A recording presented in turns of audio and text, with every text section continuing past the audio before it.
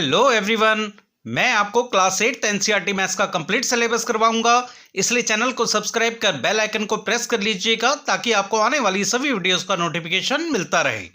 चलिए आज स्टार्ट करते हैं क्लास 8 चैप्टर 12 फैक्टराइजेशन एक्सरसाइज 12.2 से क्वेश्चन नंबर 3। क्वेश्चन 3 में हमें गिवन है फैक्टराइज द एक्सप्रेशंस। यहाँ जो एक्सप्रेशंस आपको गिवन है वो आपको फैक्टराइज करने हैं। फर्स्ट पार्ट में हमें गिवन है ax² प्लस bx। यहाँ दो टर्म आपको गिवन है और आपको यहाँ पे ये ध्यान देना है कि दोनों टर्म में से क्या है जो दोनों टर्म्स में आ रहा है उसको हम कॉमन बाहर लेके आएंगे। तो देखिए यहाँ पे है ax² प्लस bx, तो x यहाँ पे भी है यहाँ पे भी है। अगर हम x² के फैक्टर कर लें तो देखिए ये हो जाता है x मल्टीप्लाई x, और यहाँ पे भी सिंगल x है तो हम x को कॉमन ले आएंगे बाहर, तो x कॉमन आ जाएगा और ब्रैकेट लगाएंगे। अंदर अब हमारे पास क्या बचा है, देखिए एक तो ये a बच गया है और यहां से एक x बाहर आ गया है तो एक x बच गया है, तो ये हो जाएगा ax। फिर प्लस है तो प्लस लगा देंगे और ये x बाहर आ गया है, यहां पे हमारे पास बचा है b। यही आपका आंसर होगा। अब हम कर लेते हैं इसका सेकेंड पार्ट। सेकेंड पार्ट में हमें गिवन है 7p² प्लस 21q²।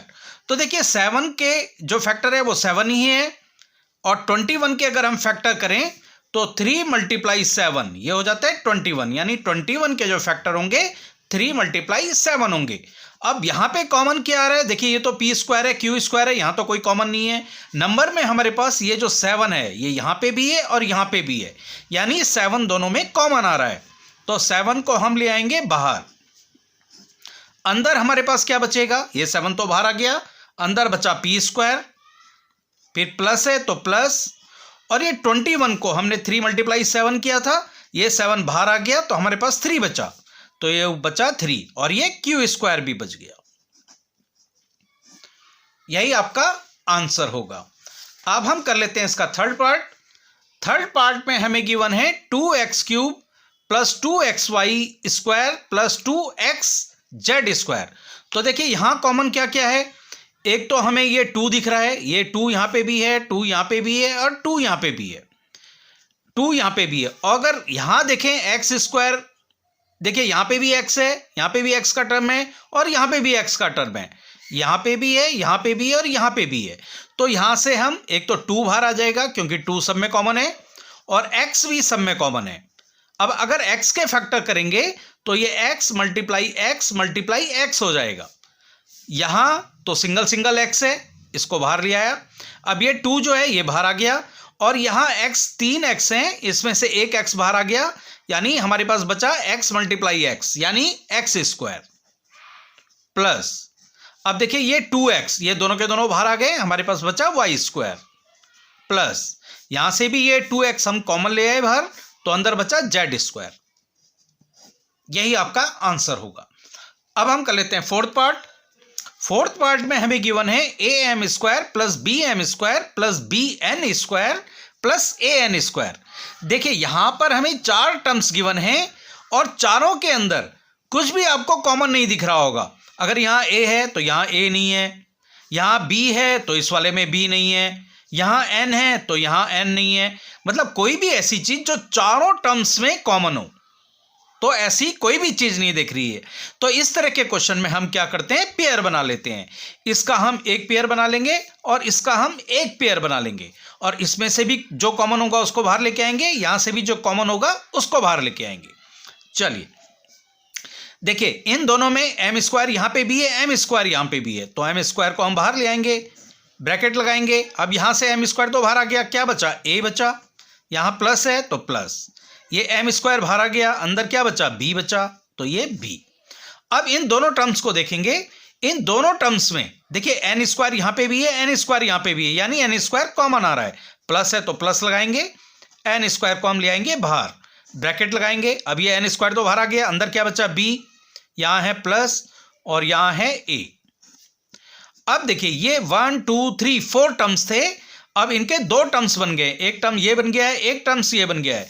बीच में अगर मल्टीप्लाई है तो वो एक ही टर्म माना जाता है, अलग अलग टर्म नहीं माना जाते हैं। तो ये दोनों टर्म्स बच गए हैं। अब ये दो टर्म्स हैं, इन दोनों में भी कुछ कॉमन होगा। तो देखिए ये a प्लस बी है, ये भी a प्लस बी है।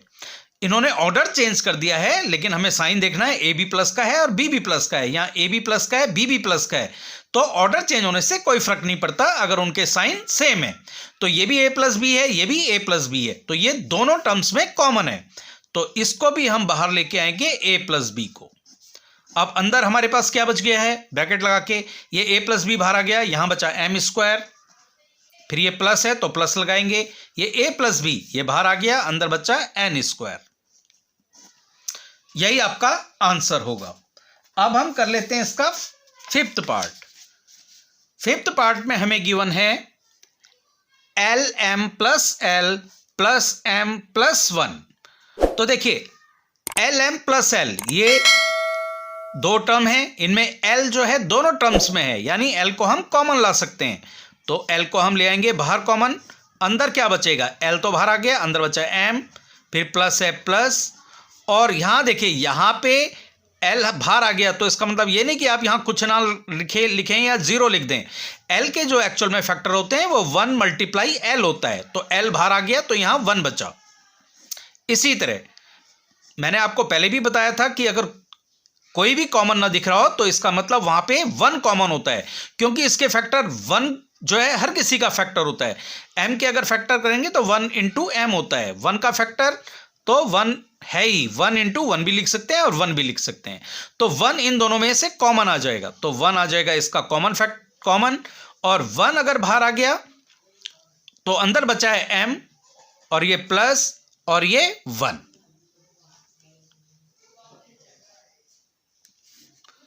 अब देखिए m प्लस 1 इसमें भी है और m प्लस 1 इसमें भी है, तो m प्लस 1 इस टर्म में भी है, m प्लस 1 इस टर्म में भी है, तो m प्लस 1 को हम कॉमन ले आएंगे। अब अंदर हमारे पास बचेगा, देखिए m प्लस 1 बाहर आ गया, m प्लस 1, और यहां बचा l, फिर है प्लस प्लस m प्लस 1, ये कॉमन आ गया है, बचा है हमारे पास 1। तो इसका जो फैक्टराइज है वो हो जाएगा m plus 1 in bracket and l plus 1 in bracket. अब कर लेते हैं हम इसका सिक्स पार्ट तो बहुत ही ईजी है, क्योंकि इस तरह से इसने सेकंड लाइन जो हम करते थे वो सेकंड लाइन तो पहले लिख दी है। ये देखिए y प्लस जेड यहाँ पे भी है इस टर्म में भी, और y प्लस जेड यहाँ पे भी है, तो y प्लस जेड आ जाएगा दोनों टर्म्स में से बाहर कॉमन। अब अंदर बचा है क्या, y प्लस जेड तो बाहर आ गया, यहाँ बचा y, यहाँ है प्लस, और यहाँ बचा y प्लस जेड, ये बाहर आ गया, यहाँ बचा 9। तो इसका आंसर हो जाएगा y plus Z in bracket and y plus 9 in bracket. अब हम कर लेते हैं इसका सेवंथ पार्ट में हमें गिवन है 5y square minus 20y minus 8z plus 2yz। देखिए चारों टर्म्स में अगर हम देखें तो यहाँ y है तो यहाँ y नहीं है, यहाँ z है तो यहाँ z नहीं है, मीन्स चारों टर्म्स में कुछ भी कॉमन नहीं है। तो इसमें भी हम पेयर बनाएंगे, एक पेयर हम ये बना लेंगे और एक पेयर हम ये बना लेंगे। अब इसमें देखेंगे हम क्या कॉमन है, तो देखिए 5 की अगर फैक्टर करें तो ये तो 5 हुआ और y स्क्वायर है। अगर हम 20 के फैक्टर करें तो 20 के फैक्टर हो जाएंगे 2 मल्टीप्लाई 5। तो यहां देखिए अगर हम 5 को कॉमन ले आए और यहां से y स्क्वायर है, यानी y मल्टीप्लाई y है, y स्क्वायर के फैक्टर होते हैं y मल्टीप्लाई y। तो यहां तो एक ये 5 और एक ये 5, ये कॉमन आ गया। यहां से एक y है, यहां पे भी y है, तो y कॉमन आ गया। अब हम ब्रैकेट लगाएंगे। अब देखिए 5 ये तो बाहर आ गया और एक y भी बाहर आ गया, एक y बचा है, तो ये हो जाएगा y, और फिर माइनस है तो माइनस लगाएंगे। अब ये देखिए 5y ये बाहर आ गया है, 5y को हम बाहर ले आए तो अंदर बचा है 2 मल्टीप्लाई 2 यानी 4। अब हमारे पास जो दो टर्म्स बचे हैं वो बचे हैं माइनस 8z प्लस 2yz। अब देखिए इस तरह के क्वेश्चन में आपको ये थोड़ा सा ध्यान रखना होता है कि हम यहां पे जो भी कॉमन लेके आएंगे, जब ब्रैकेट लगाएंगे तो उसके अंदर same to same y minus 4 बचना चाहिए। ऐसा ना हो कि y +4 बच जाए या -y +4 बच जाए, क्योंकि इनके साइन सेम होने चाहिए। ऑर्डर तो चेंज हो सकते हैं, लेकिन y और 4 से पहले जो साइन है यानी y z प्लस का होना चाहिए और 4 माइनस का होना चाहिए। तो इसको हमें जरूर ध्यान रखना है। तो देखिए, अगर हम प्लस का यहां से 8 के जो फैक्टर होंगे वो हो जाएंगे 2 × 2 × 2। इसी तरह 2 है। अब ये 2 और ये 2 ये दोनों कॉमन है, और यहां z और यहां z ये दोनों कॉमन है। अगर हम प्लस का 2z बाहर ले आते हैं, यहां ये 2 और ये 2 कॉमन है, और ये z और ये z कॉमन है, तो अंदर क्या बचेगा? देखिए, अगर बाहर प्लस का साइन होता है ब्रैकेट से बाहर वाले टर्म में, तो अंदर के साइन ये जो होते हैं सेम टू सेम रहते हैं, चेंज नहीं होते हैं। तो ये 2 तो बाहर आ गया, अंदर बचा 2 × 2, 2 2 जा 4, और ये माइनस का है, z भी बाहर आ चुका है, तो ये बचा -4। फिर प्लस है तो प्लस ही रहेगा, क्योंकि बाहर प्लस का साइन है। अब ये 2 और z ये बाहर आ गए, अंदर बचा है सिर्फ y। अब देखिए, दो टर्म्स बन गए हैं, इसमें y -4 बचा है या -4 + y बचा है, इससे कोई फर्क नहीं पड़ता। देखिए, ये भी -4 है, ये भी -4 है, ये प्लस का y है, ये प्लस का y है। ऑर्डर भले ही चेंज हो गया है, लेकिन ये दोनों सेम है, तो ये बाहर आ जाएगा y -4। अब अंदर हमारे पास जो है वो बचा है, ये y -4 तो बाहर आ गया, अंदर बचा 5y, प्लस है तो प्लस, और ये y -4 ये बाहर आ गया है, अंदर बचा 2z। यही आपका आंसर होगा। अब हम कर लेते हैं इसका 8th पार्ट। 8th पार्ट में हमें गिवन है 10ab + 4a + 5b + 2। देखिए, इन चारों टर्म्स में भी कुछ कॉमन नहीं है जो चारों टर्म्स में हो। यहाँ b है तो यहाँ b नहीं है, यहाँ a है तो यहाँ a नहीं है, यहाँ पे भी a नहीं है, तो हम इसमें भी क्या करेंगे? हम इसमें पेयर बनाएंगे। तो एक पेयर हम ये बना लेंगे और एक पेयर ये बना लेंगे। अब इसमें क्या कॉमन आएगा? 10 के अगर हम फैक्टर करें तो ये 2 × 5 होता है। 4 के अगर फैक्टर करें तो 2 × 2 होता है। अब देखिए, यहां से एक a है जो इसमें भी है और इसमें भी है, तो कॉमन क्या आ गया? नंबर्स में अगर हम देखें तो ये 2 और ये 2 ये दोनों कॉमन है, तो 2 बाहर आ जाएगा, और यहाँ a है, यहाँ a है, ये भी कॉमन आ जाएगा। ब्रैकेट लगाएंगे। अब देखिए, ये 2 तो बाहर आ गया, यहाँ बच गया 5, और ये a भी बाहर हो चुका है, तो 5 और b ये बचा है 5b। फिर प्लस है तो प्लस लगाएंगे। अब देखिए, एक 2 तो बाहर आ चुका है, एक 2 बचा है, और a भी बाहर आ चुका है, तो यहाँ बचा है सिर्फ 2। फिर प्लस। अब देखिए, 5p + 2, इसमें आपको कोई कॉमन नहीं दिख रहा होगा, लेकिन जहां कोई भी कॉमन नहीं होता वहां 1 कॉमन होता है, क्योंकि 1 हर किसी का फैक्टर होता है। 5 का अगर फैक्टर करें तो 1 × 5 है, 2 का फैक्टर करें तो 1 × 2 है, तो 1 दोनों में कॉमन होता है, तो 1 बाहर आ जाएगा, तो अंदर यही बचेगा 5b + 2।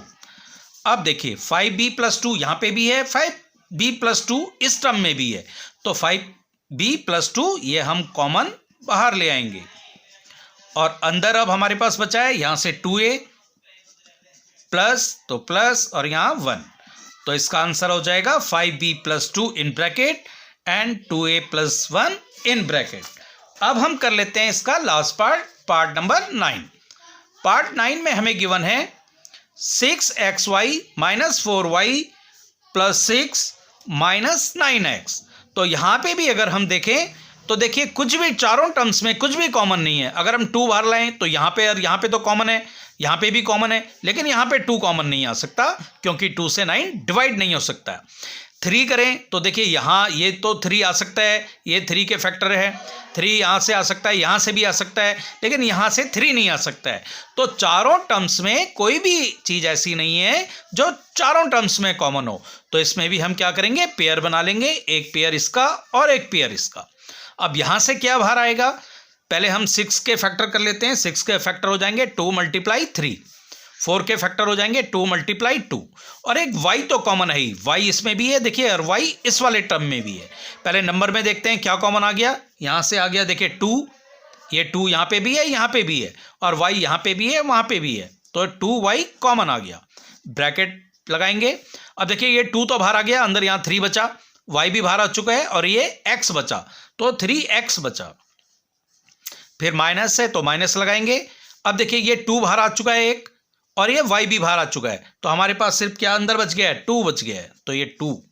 इसके बाद देखिए यहां पे भी वही आपको ध्यान रखना है कि हमें ये जो अंदर बचना चाहिए वो 3x माइनस 2 बचना चाहिए, यानी 3x प्लस का होना चाहिए और 2 जो है माइनस का होना चाहिए। ऑर्डर चेंज हो सकता है लेकिन साइन बिल्कुल सही होने चाहिए। अब अगर मैं यहां प्लस ले आऊं तो देखिए प्लस का, और ये पहले इसके फैक्टर कर लेते हैं। 6 के फैक्टर होंगे 2 मल्टीप्लाई 3, 9 के फैक्टर होंगे 3 मल्टीप्लाई 3। तो यहां से अगर मैं 3 बाहर ले आऊं, 3 अगर मैं बाहर ले आता हूं तो यहां बचेगा 2 और वो होगा प्लस का, और 3 यहां से बाहर आ जाएगा तो यहां 3 बचेगा ये माइनस का, लेकिन माइनस का 3 नहीं होना चाहिए, और यहां बचेगा प्लस का 2, लेकिन यहां माइनस का 2 है। इसका मतलब हम यहां प्लस का नहीं बाहर लेके आएंगे, माइनस का 3 बाहर लेके आएंगे। देखिए 3 यहां पे भी है, यहां पे भी है, तो हम माइनस का 3 बाहर लेके आएंगे ताकि हमें जो साइन अंदर मिले वो यहां 3x प्लस का मिल जाए और ये 2 माइनस का मिल जाए। अब जब माइनस का बाहर होता है साइन तो अंदर के साइन सारे चेंज हो जाते हैं। तो देखिए ये 3 तो पहले ये उतर गया है, अंदर बचा है सिर्फ 2, लेकिन क्योंकि बाहर माइनस का है, ये प्लस का था, तो ये माइनस का 2 बचेगा। साइन अंदर के चेंज हो जाएंगे अगर माइनस वाला कोई नंबर आप बाहर लेके आते हो। ऐसे ही ये माइनस का है तो अब ये क्योंकि माइनस हम बाहर ले आए तो यहां ये साइन भी चेंज हो जाएगा, ये प्लस का बचेगा। अब देखिए 3 तो हम बाहर ले आए, अब यहां बचा है 3 और यहां बचा है x, तो ये बचा है 3x। अब अगर हम इसमें देखें तो 3x माइनस 2 और 3x माइनस 2 दोनों में कॉमन है।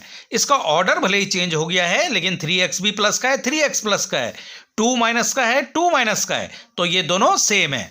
तो हम 3x माइनस 2 और ये 3x माइनस 2 इनमें से कॉमन ले आएंगे, 3x माइनस 2। अब अंदर हमारे पास क्या बचा है, 3x माइनस 2 बाहर आ गया है, यहां से बचा है 2y, फिर और ये 3x माइनस 2 ये बाहर आ गया है, अंदर बचा है माइनस का 3। तो इसके जो फैक्टराइजेशन हम करेंगे वो आंसर हमारा आएगा 3x minus 2 in bracket and 2y minus 3 in bracket. तो इस तरह से आपको क्वेश्चन नंबर 3 सॉल्व करना है। तो आज के वीडियो में बस इतना ही। नेक्स्ट क्वेश्चन के लिए मिलते हैं नेक्स्ट वीडियो में।